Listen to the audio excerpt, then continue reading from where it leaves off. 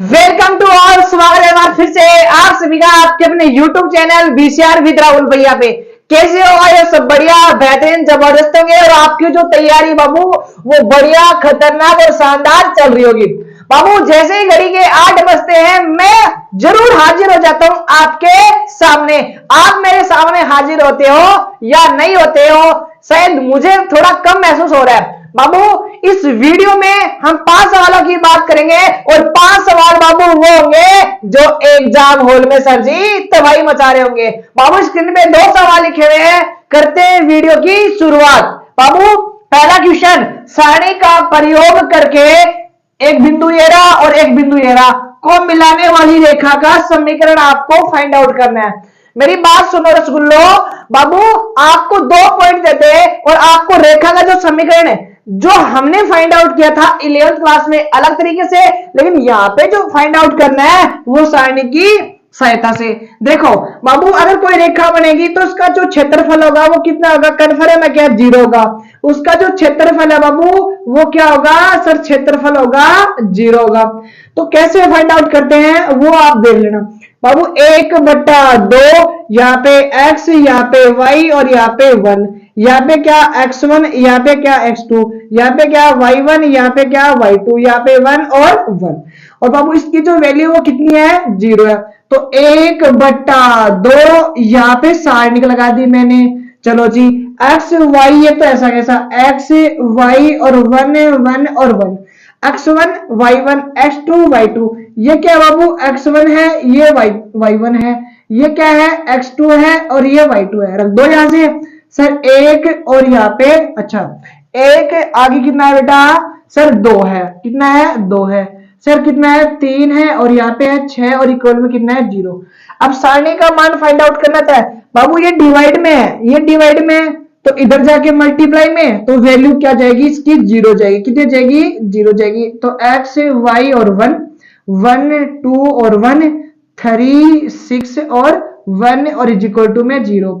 सारणी का मान फाइंड आउट करना आता है क्या? देखो कैसे करते हैं। इस x को लिख लो सर, x और ब्रैकेट क्या लगा दिया? ब्रैकेट। इस पंक्ति इस स्तंभ को हाइड कर लो और इस स्तंभ को, तो इसको इससे मल्टीप्लाई करो तो कितना हो गया? 2 माइनस इस 6 को इससे करो तो कितना हो गया? 6 हो गया। माइनस यहाँ पे कितना लिखा हुआ है सर? y लिखा हुआ है, तो y को ऐसा का ऐसा लिख दो। चलो जी, अब इसको तो बाहर लिख दिया ना आपने। चलो जी लिख दिया। तो इस स्तंभ को हाइड कर लो और इस पंक्ति को हाइड, इसको इससे मल्टीप्लाई करो,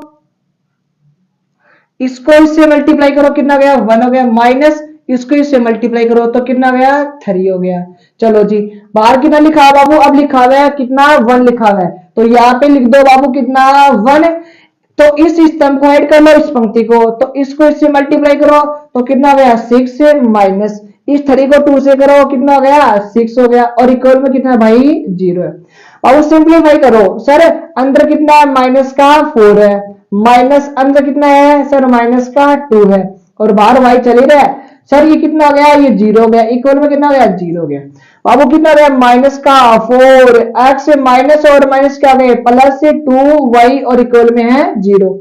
बाबू ये माइनस है, पूरी क्वेश्चन को माइनस से मल्टीप्लाई कर दो तो सर 4x माइनस का 2y। आप चाहे यहाँ पे भी छोड़ सकते हो और इसमें 2 का डिवाइड भी कर लो। इसमें 2 का जा रहा है, इसमें 2 का जा रहा है, तो 2 का डिवाइड करें तो 2x माइनस का y और इक्वल में 0। चाहे आप यहां छोड़ सकते हो या फिर उस माइनस को उधर दे सकते हो, तो y इज इक्वल टू में 2x। आप कहीं भी इस आंसर को छोड़ सकते हैं, यहीं पे भी, यहाँ पे भी और यहाँ पे भी। I hope question number first आपको समझ में आया होगा। 2 बिंदु दे रखे थे, सारणी का जो मान होगा वो 0 होगा। यहाँ पे पॉइंट एक्स वाई हमेशा एक्स वाई 1, यहाँ पे ये 1 1 होंगे, x1 y1 x2 y2। इसको सिंप्लीफाई किया बाबू, इक्वेशन सारणी का मान आई होप आपको फाइंड आउट करना आता होगा।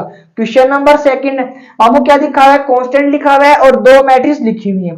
चलो करना क्या है, इस मैट्रिक्स को 2 से क्या कर दो? मल्टीप्लाई कर दो। तो सर यहाँ पे कितना हो गया सर? 2x हो गया। यहाँ पे कितना हो गया? 10 हो गया। इसको इससे करो, कितना हो गया? 14 हो गया। इसको इससे करो तो सर 2y और माइनस का 6 हो गया। Very good. प्लस करना है किसको? इस सारणी को, सॉरी मैट्रिक्स को। किसको? मैट्रिक्स को भाई। बाबू 2 मैट्रिक्स को ऐड तो करना ही आता होगा, इतना तो करना आता नहीं आता? गुरुजी में तो आई मतलब किया है, थोड़ा सा बारी मेरे हमारे भाई लोगों ने किए। मारो भाई लो गणित ले ली, तो मेरे पापा बोले आधे तेरे भाई लो मैथ ले रहा कि 50% बना गया, तो हम भी मैथ ले लिया, आए तो ना करा हो हम। चलो ऐसा कुछ नहीं है। देखो बाबू दो मैट्रिक्स को कैसे ऐड करते हैं, देखो संगत अवयव जुड़ जाएंगे। सर 2x प्लस का 3, सर 2x प्लस का 3, बाबू 10 और माइनस का 4 तो कितना हो गया 6 हो गया। 14 और 1 कितना हो गया सर, ये हो गया 15 हो गया। सर यहाँ पे इसको ऐड करेंगे तो कितना हो जाएगा 2y और माइनस का 4 हो गया। इक्वल में क्या चल रहा है सर, यहाँ पे 7 है, यहाँ पे 16 है, यहाँ पे 15 है और यहाँ पे कितना है 14 है। अब दो मैट्रिक्स क्या दे रखी है आपको, इक्वल दे रखी है, और दो मैट्रिक्स आपको इक्वल दे रखी है तो उसके संगत एलिमेंट क्या होंगे, हमेशा इक्वल होंगे। तो ये वाला जो एलिमेंट है इस वाले एलिमेंट के क्या रहेगा, इक्वल रहेगा। कर दो क्या यहाँ पे, चलो आई होप आपको दिख रहा होगा बाबू, यहाँ पे 2x प्लस का 3 इक्वल में कितना है 7। यहां से सिंप्लीफाई करो तो सर 2x 7 माइनस का 3, तो 7 में से 3 गया तो यहाँ पे आ गया 4, यहाँ पे आ गया 2x। तो x की जो वैल्यू है बेटा मल्टीप्लाई वाला कहा चला जाएगा बाबू, डिवाइड में चला जाएगा भाई, कहा चला जाएगा डिवाइड। तो x की वैल्यू हमारे पास यहां से आ गई है।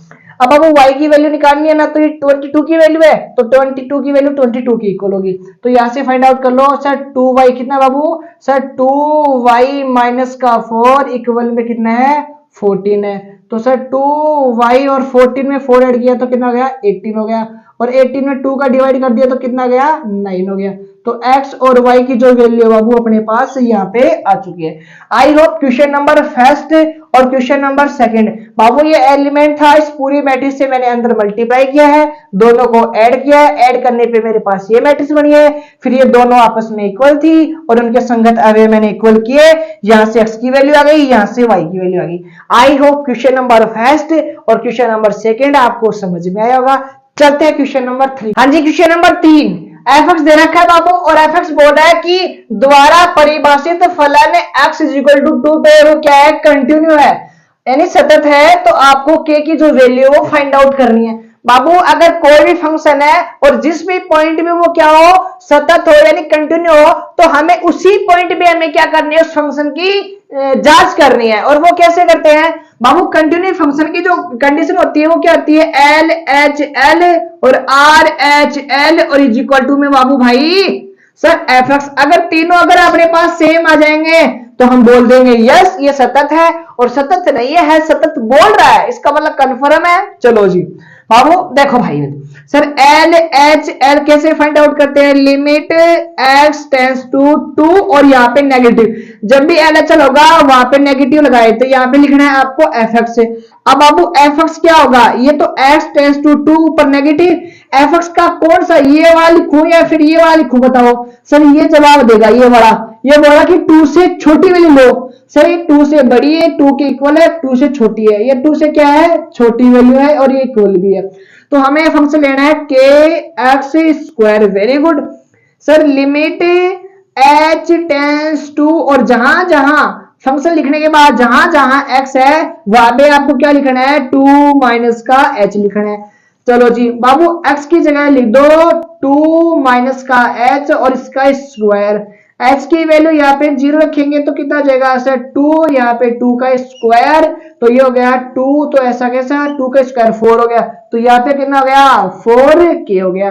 चलो जी 4k तो यहाँ से एल चला गया बाबू आर एच एल, और आर एच एल का मतलब क्या हो गया limit H tends to 2 positive, L H L में यहाँ पे नेगेटिव यहाँ पे पॉजिटिव, यहाँ पे लिखना है आपको एफ एक्स, क्या लिखना है एफ एक्स लिखना है। तो sir limit limit X tends to क्या लिखना है बाबू भैया, sir limit X tends to 2 plus F X का जवाब कौन देगा, ये बोला कि 2 से बड़ा और ये 2 से क्या है बड़ा है, और 2 से बड़े के लिए फंक्शन कितना है सर 3 है। और जहां जहां क्या बोला मैंने, जहां जहां x है वहां पे आपको क्या लिखना है 2 प्लस का h, एल एच एल में नेगेटिव आर एच एल में पॉजिटिव, यहाँ पे यानी इस फंक्शन में x की जगह क्या रखना है 2 प्लस, सर x तो है ही नहीं है तो कितना आ गया 3 आ गया। बाबू अब क्वेश्चन बोला कि ये भी इक्वल है ये भी इक्वल है ये भी, तो ये दोनों आपस में इक्वल ही है क्या, इसको और इसको इक्वल कर दूं सर एल एच एल और आर एच एल इक्वल है, तो ये आ गया 4k इज इक्वल टू में 3, और k की जो वैल्यू है भाई मेरे वो कितनी आ गई 3/4। तो तो ये मेरे पास क्या गया, के की वैल्यू आ गई, जो ही हमें क्या पूछी थी क्वेश्चन में पूछी थी। बाबू बढ़िया सवाल है, एफ एक्स दे रखा है आपको और 2 पे कंटिन्यू बता रहा है, तो के की वैल्यू फाइंड आउट करनी है। मैंने एल एच एल की वैल्यू निकाली, आर एच एल की वैल्यू निकाली और दोनों को इक्वल कर दिया, के की वैल्यू आपके पास आ गई। आई होप क्वेश्चन नंबर 3 आपको समझ में आएगा। चलते क्वेश्चन नंबर 4 की ओर। बाबू क्वेश्चन नंबर 4 हमें करना है इसका समाकलन। बाबू केवल इस क्वेश्चन को आपको देखना है, समझाने की जिम्मेदारी आपके भाई की। देखो ऊपर क्या लिखा हुआ है, एक्स लिखा हुआ है और नीचे क्या लिखा हुआ है, 50। अब उसको आंशिक भिन्न में क्या करना होगा, ब्रेक करना होगा। क्या करना होगा, आंशिक भिन्न में ब्रेक करना होगा। सर मैंने यहाँ पे क्या जुगाड़ लिख दिया, इस वाले फंक्शन को ऐसे लिख सकता हूँ क्या, यस या फिर नो। यहाँ पे ए और यहाँ पे बी के नीचे लिख दिया क्या। चलो जी अब इसको सिंप्लीफाई करो। बाबू ये x माइनस का 1 है और ये x माइनस का 2। ये जो स्टेप लिख रहा हूं ना, ये एग्जाम में नहीं लिखनी है, लेकिन आपको समझाने के लिए लिख रहा हूं बाबू। यहां से एलसीएम लिया, कितना गया सर, x माइनस का 1 और x माइनस का 2। देखो इसका डिवाइड इसमें किया तो ये कट गया और ये बचा कितना, ये बचा, तो x माइनस का 2 और प्लस का b।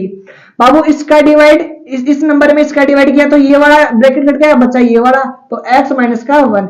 नीचे वाले एलसीएम से नीचे वाला एलसीएम कट गया ना, नीचे वाले एलसीएम से नीचे वाला एलसीएम कट गया ना, तो ये इसको मैं पूरे को मिटा दूं क्या, और आगे से कैसे करना है वो समझाऊं क्या, शॉर्टकट में आगे से कैसे करना समझा दूं। ये ऊपर वाला तो ऐसा कैसा, यहाँ पे डिवाइड में जो लिखा हुआ है ना वो नहीं लिखना, इसका दूसरा भाई इसके मल्टीप्लाई लिखना है। इसके डिवाइड में ये ना, तो ये नहीं लिखना, इसका भाई इसके मल्टीप्लाई लिखना है। बाबू यहां से आपको ए और बी की वैल्यू फाइंड करनी है, चाहे इसका समाकलन कर दो चाहे इसका समाकलन कर दो, दोनों की बात क्या है, एक ही है। चलो ए और बी की वैल्यू निकालेंगे, आंसर हो जाएगा।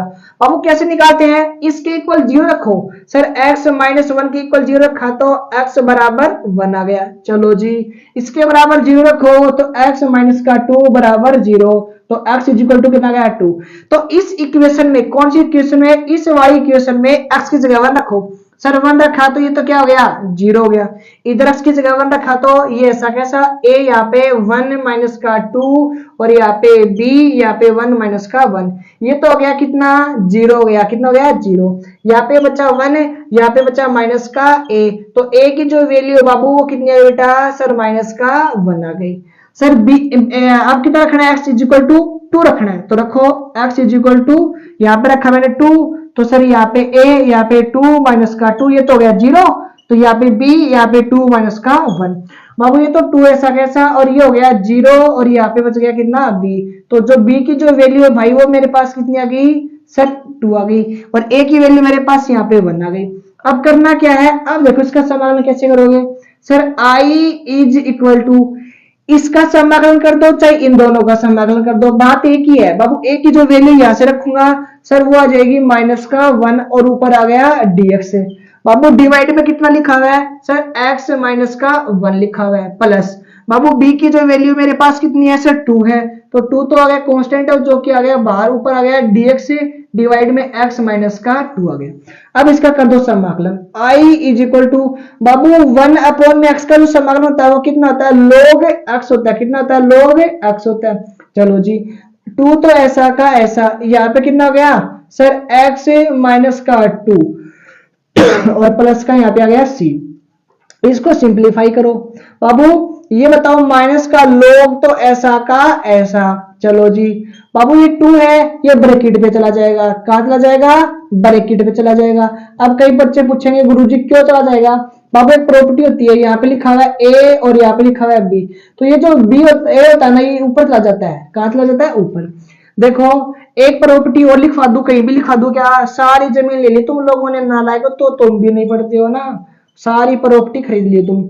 सर लोग m डिवाइड में n, ये प्रॉपर्टी होती है ना, माइनस वाला कहां चला जाता है, सर जी डिवाइड में। बाबू ये तो ऊपर रहेगा, कहां रहेगा, ऊपर रहेगा, यानी कि x माइनस का 2 का स्क्वायर, माइनस वाला कहां चला जाता है, माइनस वाला कहां चला जाता है, डिवाइड में, तो x माइनस का 1 और ये अपना क्या आ गया, समाकलन। आई होप क्वेश्चन नंबर 4 का जो कंसेप्ट है वो आपको समझ में आया होगा। बाबू कैसे करना है बाबू, देखो ऊपर वेरिएबल x है, नीचे आंशिक भिन्न में लिखा हुआ है, इनको मैंने आंशिक भिन्न में ब्रेक कर लिया, a और b की वैल्यू यहां से मैंने फाइंड आउट कर ली। कैसे, इस ब्रैकेट के इक्वल 0 रखा तो 1 आया, पूरी इक्वेशन में 1 दिया, इसके इक्वल 0 रखा तो 2 आया, पूरी की उसमें 2 रख दिया, बी की वैल्यू होगी। मैंने चाहे इसका समाकलन कर लो चाहे इन दोनों को समाकलन कर लो, इन दोनों का समाकलन किया तो ये आया, इनको सिंप्लीफाई किया तो ये आया। आई होप क्वेश्चन नंबर 4 भी आपको समझ में आया होगा। बाबू क्वेश्चन नंबर 4 बढ़िया तगड़ा वाला सवाल है। चलते हैं क्वेश्चन नंबर 5 की ओर। तो आज की इस वीडियो का लास्ट सवाल है क्वेश्चन नंबर 5। आपको एक फंक्शन दे रखा है और इस फंक्शन का हमें क्या करना है बाबू, समाकलन करना है। देखो बाबू एक फॉर्म होती है, फॉर्मूला होता है जो कि आपको शायद ही याद है। मैं आपसे यही उम्मीद करता हूं, यही आशा करता हूं ये फॉर्मूला आपको याद नहीं होगा।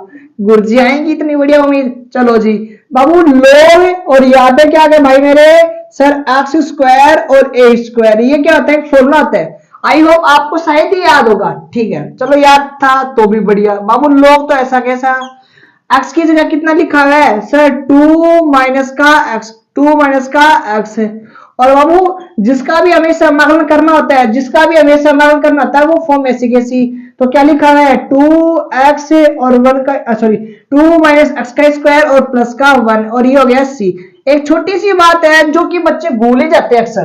बाबू यहाँ जो x होता है ना, x जो होता है ना यहाँ पे, उस x के कोफिशिएंट का डिवाइड भी करना होता है। क्या करना होता है, डिवाइड भी करना होता है। तो x का कोफिशिएंट माइनस का 1 है, डिवाइड कर दिया। अब आपको पता है लॉग में बाबू, आपको पता होगा अगर यहाँ पे ऐसे लिखा हुआ है log x, तो इसका मतलब क्या होगा, यहाँ पे log तो ऐसा का ऐसा, ये जो माइनस है यहाँ पावर में चला जाता है, और इसको जो लिखने का तरीका होता है वो क्या होता है 1/x। तो इस पूरे प्रोग्राम को मैं ऐसे लिख सकता हूं, किसी भी बच्चे को कोई आपत्ति